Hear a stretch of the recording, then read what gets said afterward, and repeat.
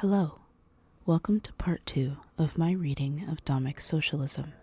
If this is your first time joining us, I highly recommend that you go back and listen to my first video where I go over the pretext for this book. And now I will continue where we left off. It gives me great pleasure to see all of you gathered here, brought together by your common interest in serving humanity through social work.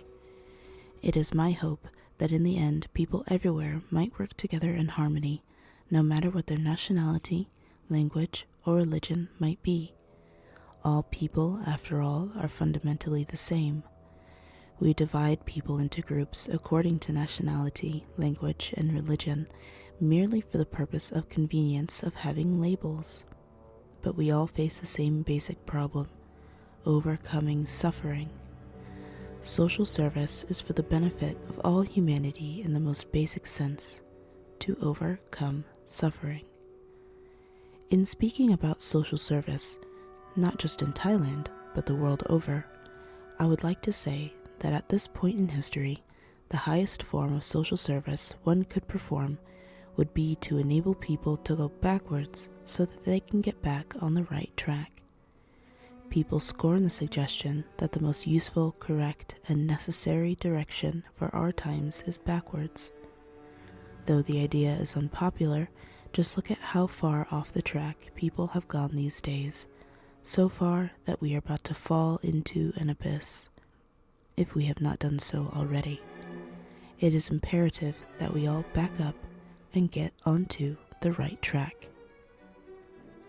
If we drive a car off the road halfway into a ditch, what do?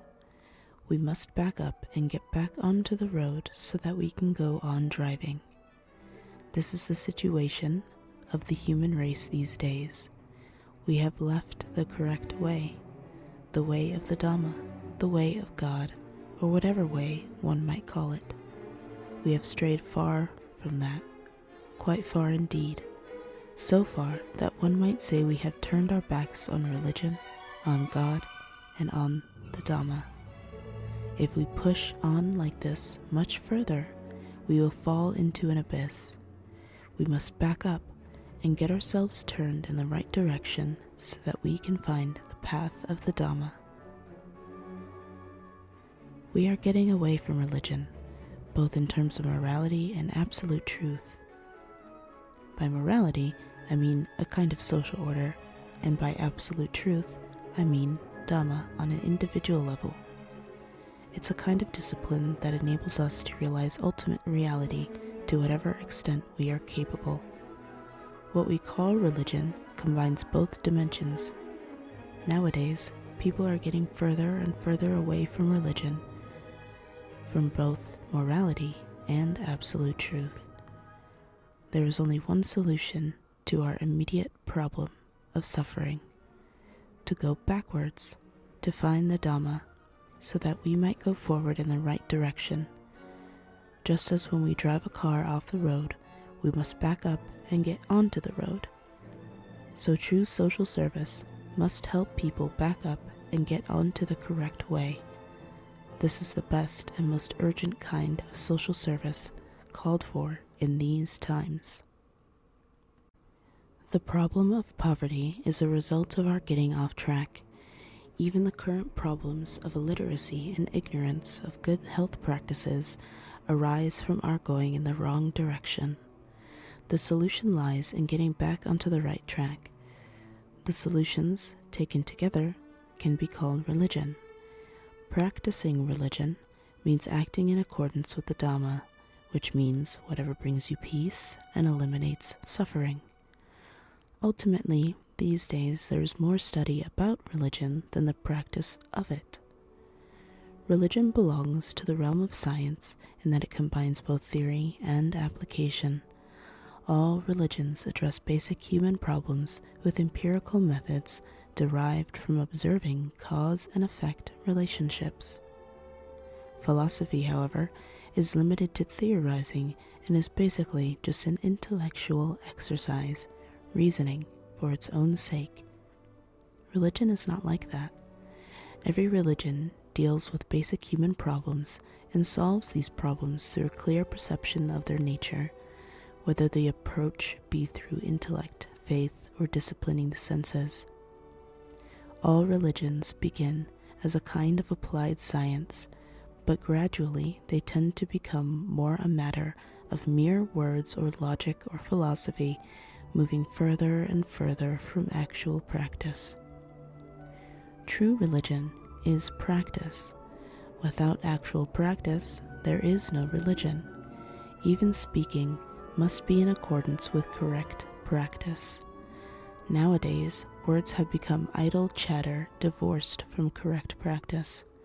At best, the language of religion has become the purview of philosophers.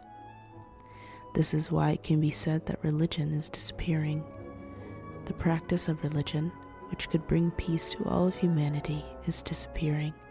All that is left is the study of religion, that is to say, thinking and theorizing rather than practice. Different schools of thought break off in one direction and another until people find themselves arguing about theories of religion. Even within the same religion, groups split away from one another and argue among themselves. This is no longer religion, because the essence of religion is always its practice. Knowledge is only a preparation for practice, and only when it is actually put into practice is it religion. Only then can there be real benefits. Only then is there religion in the fullest sense of the word, acting in absolute, unwavering accordance with the principle of truth, that is religion. No matter where it occurs, in what period of history, under whatever name, it is all one and the same. There can be no separation of theory and practice in true religion. Whatever it may be called, God, Dhamma, Tao, the laws of nature, it is all the same thing. It is that which is highest in every aspect of reality, manifested in various religions as justice, reward, punishment, creation, preservation, and so on. It is all one and the same, no matter what label one gives it. All might be seen as various parts of the whole, yet they represent the same thing, whether it be seen as the path, the journey, or the realization of the goal. They are all one and inseparable, and it serves no purpose to distinguish one from the other. The Dhamma is a path, the journey, and the realization of the goal of the journey. All are the same and go by the same name, Dhamma. But no matter what name it goes by in different languages or religions, God, Dhamma, Tao, for example, I am sure that all can be used in the three meanings I just mentioned, if not more. All religions must have a clear path. All show us correct knowledge, the correct journey, and the correct realization of the goal at the end. They are all one, that which is highest, no matter what they may call it. When we talk about the major religious founders, such as Jesus and Buddha, I want to emphasize that the differences are all just a matter of expression. There is a fundamental point of these religions, whether it is called Dhamma or God or something else. Buddha, Jesus Christ, and other founders are all simply mediums for manifesting a central truth to humanity so that humankind can escape from suffering and find salvation. It is not necessary, therefore, to have all these different religions in conflict and disagreement.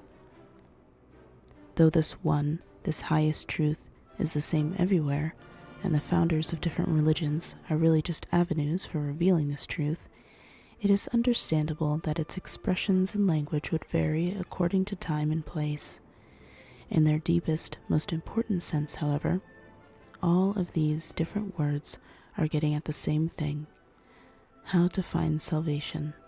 That is, what we must do so that we may become one with that which is highest, that which is the ultimate good that humankind can know. The goal of all religions is salvation, and throughout history, all religions have shown the way to salvation. Nowadays, however, people have confused the purpose of religion to the extent that they have split off into a great many hostile groups. The conflicts among them have given rise to social problems the world over. In many cases, adherents to different religions cannot even communicate with one another anymore. The people in these opposing groups are going against a universal religious precept in that they are all being selfish and are all governed by me and mine kind of thinking, which conflicts with the universal principles of religion. According to Buddhist thought, there is no self, there is only nature, only Dhamma, but people are still under the illusion that they have a self. In religions that have a God, everything is said to belong to God or to be a manifestation of God. Nothing can be regarded as me or mine. Therefore, one must not be so arrogant as to claim that one owns oneself.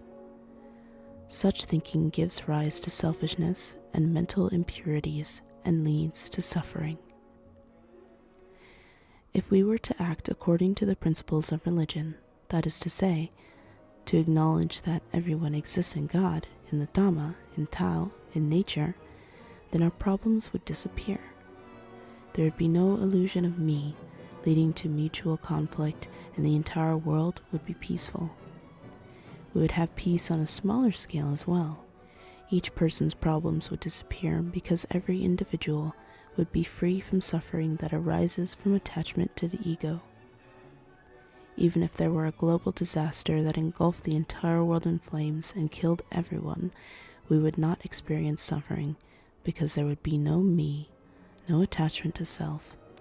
We would understand that our bodies do not belong to a self, but to nature or God or Dhamma.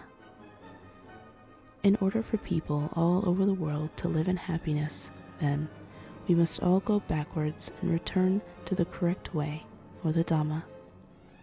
This is the most important point to bear in mind in performing any kind of social service. If we were to put our religious principles into practice, even the problem of global shortages would disappear. Now, as you can see, this section of the book details a necessity for religion in order for social practices to have inherent value in society.